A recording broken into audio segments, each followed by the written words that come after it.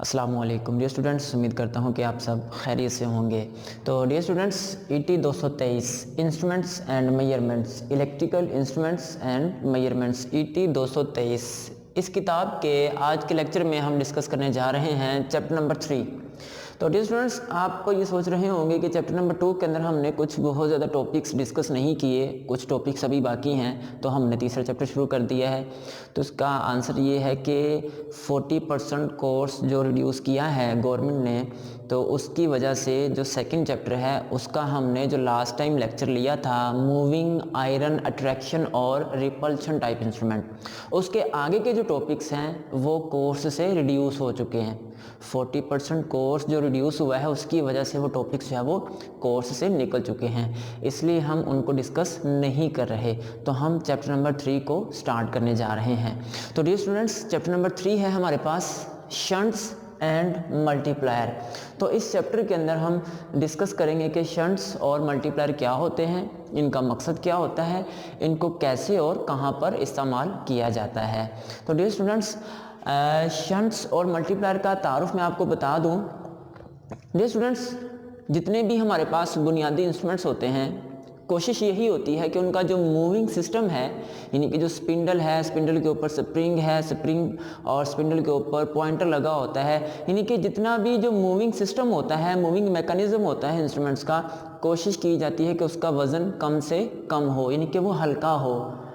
कम वज़न रखने की वजह ये होती है ताकि डिफ्लेक्शन जो है वो आसानी से हो सके।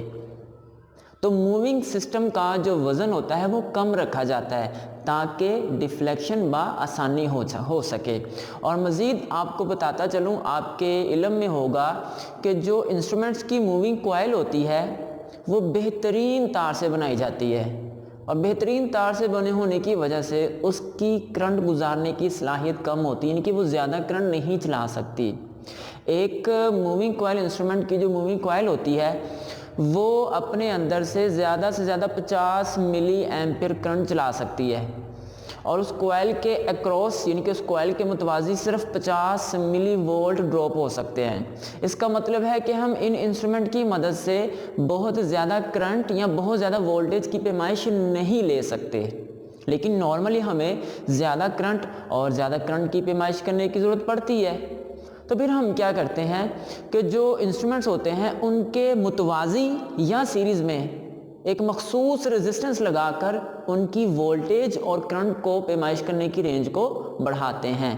तो हम क्या करते हैं, इंस्ट्रूमेंट की करंट की पैमाइश करने की रेंज बढ़ाने के लिए उसके मुतवाज़ी में एक मखसूस वैल्यू की रेजिस्टेंस लगा देते हैं, उसे हम शंट कहते हैं।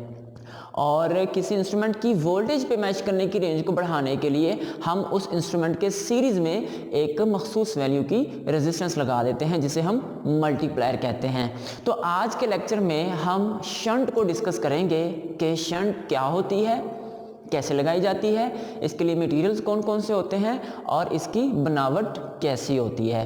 तो डियर स्टूडेंट्स, शंट की बात करें, इसके तारुफ की बात करें, तो शंट जो है ये एक मखसूस वैल्यू की रेजिस्टेंस होती है जिसे इंस्ट्रूमेंट के मुतवाज़ी में जोड़ा जाता है।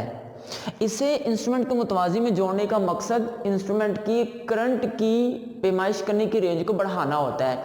अमूमन हमारे पास जो DC एम्पियर मीटर होते हैं, यानी कि ऐसे इंस्ट्रूमेंट जिनकी मदद से हम DC करंट की पैमाइश करते हैं, उन्हें हम DC एम्पियर मीटर कहते हैं। तो DC एम्पियर मीटर की करंट की रेंज को, करंट पैमाइश करने की रेंज को बढ़ाने के लिए हम क्या करते हैं, उन इंस्ट्रूमेंट की कॉइल के मुतवाज़ी एक मखसूस वैल्यू की रेजिस्टेंस लगा देते हैं। तो ये जो मखसूस वैल्यू की या कम वैल्यू की ये जो रेजिस्टेंस होती है, जब हम इसे इंस्ट्रूमेंट के मुतवाज़ी जोड़ देते हैं तो इसे हम शंट कहते हैं। शंट एक कम वैल्यू वाली रेजिस्टेंस होती है, कम वैल्यू वाली मुज़ाहमत होती है, जिसे इंस्ट्रूमेंट के मुतवाज़ी जोड़ा जाता है, जिससे क्या होता है कि वो इंस्ट्रूमेंट ज़्यादा करंट की पैमाइश करने के काबिल हो जाता है। तो इसे हम शंट कहते हैं। मैं दोबारा बोल रहा हूँ, गौर से सुनिएगा। शंट क्या होती है, एक कम वैल्यू वाली मुज़ाहमत होती है जिसे इंस्ट्रूमेंट के मुतवाज़ी जोड़कर इंस्ट्रूमेंट की करंट पैमाइश करने की रेंज को बढ़ाया जाता है। ठीक है। तो ये आप शक्ल देख रहे हैं, ये मीटर की जो कॉइल है, जो पैमाइशी आला है, इंस्ट्रूमेंट है, उसकी कॉइल है, ये उसकी रेजिस्टेंस को शो किया जा रहा है यहाँ पर। ठीक है, ये इंस्ट्रूमेंट है आपके पास और आपने क्या किया, इंस्ट्रूमेंट की कॉइल के मुतवाजी एक रेजिस्टेंस लगा दी है, तो इसे हम कहेंगे शंट। ठीक है, इसे RSH से जाहिर किया जाता है। मीटर की जो रेजिस्टेंस होती है, मीटर कॉइल की जो रेजिस्टेंस होती है, उसे RM से जाहिर करते हैं, जबकि शंट की जो रेजिस्टेंस होती है या जो शंट होती है उसे RSH से जाहिर किया जाता है। तो आप देख सकते हैं कि हमने क्या किया है कि मीटर की कॉइल के मुतवाजी हमने एक रेजिस्टेंस लगा दी है, जिससे वो मीटर ज़्यादा करंट की पैमाइश कर सकता है। ठीक है, अब अगर बात की जाए कि हमने शंट के लिए कौन कौन से मटेरियल्स इस्तेमाल करने हैं, यानी कि हमने जो रेजिस्टेंस मीटर के मुतवाजी जोड़नी है बतौर शंट, उसके लिए हमने कौन कौन से मटेरियल्स को आमतौर पर इस्तेमाल करना है, या कौन से मटेरियल्स को इस्तेमाल किया जाता है। तो डियर स्टूडेंट्स, दो तरह के मटेरियल्स होते हैं जिन्हें बतौर शंट इस्तेमाल किया जाता है। पहले नंबर पर है मैंगनीज और दूसरे नंबर पर है कॉन्स्टेंटन।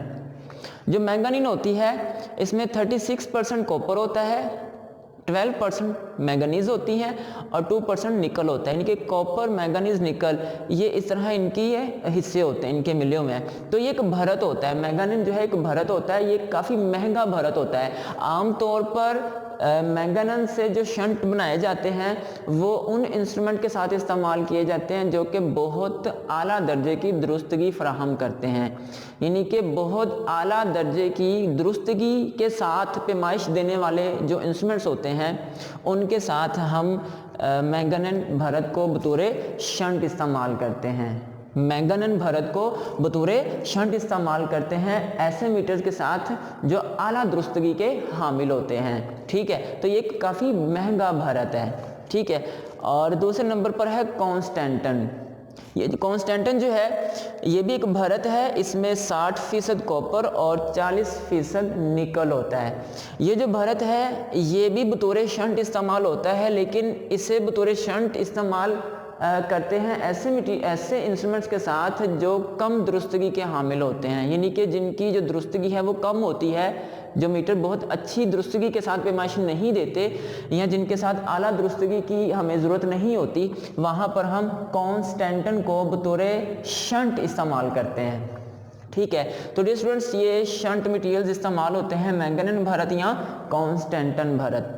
अगर बात करें इनकी खसूसियात की कि शंट के लिए हमने जो मटेरियल इस्तेमाल करना है उसको किन खसूसियत का हामिल होना चाहिए, तो पहले नंबर पर कि उसे जंग नहीं लगना चाहिए। शंट के लिए हमने जो भी मटेरियल इस्तेमाल करना है उसे जंग नहीं लगना चाहिए, उसका नुक्ता पिघलाव ज़्यादा होना चाहिए, उसकी मुज़ाहमत वक़्त के साथ साथ तब्दील नहीं होनी चाहिए और उस मटेरियल को आसानी से हम पतरियों या तारों में तब्दील कर सकते हों। तो इन खसूसियात का हामिल होना चाहिए शंट मटेरियल को। तो उम्मीद करता हूं कि आपको इस हवाले से काफ़ी समझ आ चुकी होगी। अब अगर बात करें कि शंट की बनावट कैसी होती है या इस इंस्ट्रूमेंट के साथ कैसे कनेक्ट किया जाता है, तो डियर स्टूडेंट्स, हमारे पास ये जो आमतौर पर मैंगनीज भरत होता है इसकी पतरियों को इस्तेमाल किया जाता है बतौर शंट। आमतौर पर करते क्या है, मैंगनीज शंट की जो पतरियां होती हैं इनको ऊपर नीचे रख दिया जाता है बराबर फासलों के साथ। आमतौर पर शंट के लिए हम मैंगनीज भरत को इस्तेमाल करते हैं और मैंगनीज भरत की जो पतरियां होती हैं ये एक से ज़्यादा होती हैं। ठीक है, और एक से ज़्यादा होने की वजह से हम कोशिश करते हैं कि इनका फासला बराबर हो। फासला बराबर रखने की वजह ये होती है ताकि जो हरारत पैदा होती है पतरियों में वो आसानी से खारिज हो सके।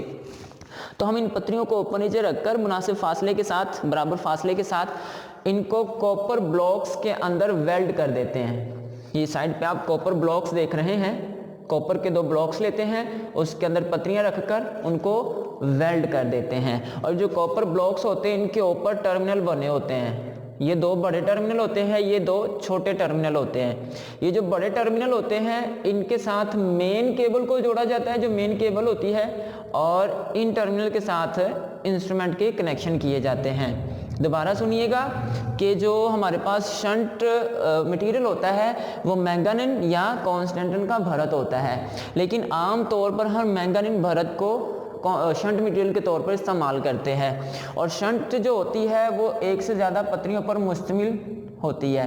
इन पत्रियों को कॉपर ब्लॉक्स में रखकर वेल्ड किया जाता है। ठीक है, कॉपर के जो ब्लॉक्स होते हैं उनके ऊपर 2 बड़े टर्मिनल होते हैं और 2 छोटे टर्मिनल होते हैं। जो बड़े टर्मिनल होते हैं वो मेन केबल के लिए, जो मेन करंट केबल होती है उसके लिए, और ये जो छोटे टर्मिनल होते हैं इनके साथ इंस्ट्रूमेंट को जोड़ा जाता है। इन्हें करंट टर्मिनल कहते हैं और इनको पोटेंशियल टर्मिनल कहते हैं। अब देखिए ये आपके पास शक्ल है इस तरह, ये शंट जो है वो तैयार होती है। ये शंट की पत्रियां हैं, ये इनके मैंगनीज की भारत की पत्रियां हैं और ये कॉपर के ब्लॉक्स हैं, ये ऊपर टर्मिनल बने हुए हैं कनेक्शन के लिए। तो इस तरह ये आपके पास शंट की शक्ल होती है। इसको इंस्ट्रूमेंट के साथ या सर्किट के साथ कैसे जोड़ा जाता है देखें। इसके ऊपर ये जो 2 छोटे पॉइंट्स हैं, ये यहाँ पर जो मीटर होता है उसको कनेक्ट किया जाता है। ये मीटर कॉइल है, RM मीटर कॉइल की रेजिस्टेंस, यानी कि इन पॉइंट्स पर मीटर को कनेक्ट किया जाता है। और जो मेन केबल आ रही होती है करंट केबल, उसका एक सिरा यहाँ पे कनेक्ट किया जाता है और एक सिरा यहाँ से आगे लेके जाते हैं। तो मेन केबल यहाँ पे कनेक्ट की जाती है और इंस्ट्रूमेंट को इन पॉइंट्स के साथ कनेक्ट किया जाता है। इन पॉइंट्स को करंट टर्मिनल और इनको पोटेंशियल टर्मिनल कहते हैं। तो आपको आइडिया हो चुका होगा कि शंट की कंस्ट्रक्शन कैसी होती है, बनावट कैसी होती है और उससे सर्किट में या मीटर के साथ कैसे कनेक्ट किया जाता है। यहाँ पर ये बात भी याद रखिएगा कि जो कम रेंज वाले एम्पेयर मीटर होते हैं, मतलब 200 एम्पेयर से जिनकी रेंज कम होती है, उनमें जो शंट होता है उससे मीटर की बॉडी के अंदर ही नस्ब किया जाता है। लेकिन 200 एम्पेयर से ज़्यादा रेंज वाले जो DC एम्पेयर मीटर होते हैं उनके साथ अगर हम शंट इस्तेमाल करते हैं तो उससे मीटर की बॉडी के बाहर लगाया जाता है ताकि उसकी हरारत जो है वो मीटर के ऊपर असरअंदाज ना हो। तो डियर स्टूडेंट्स, आज के लेक्चर में आपने देखा कि शंट क्या होती है या क्या होता है, इसके लिए कौन कौन से मटेरियल्स इस्तेमाल होते हैं, उन मटेरियल्स की खुसूसियात क्या होनी चाहिए और शंट की बनावट कैसे होती है, उसे सर्किट में या इंस्ट्रूमेंट के साथ कैसे जोड़ा जाता है। तो नेक्स्ट लेक्चर में इंशाल्लाह हम डिस्कस करेंगे मल्टीप्लायर को। आज के लिए इतना ही, अल्लाह हाफिज़।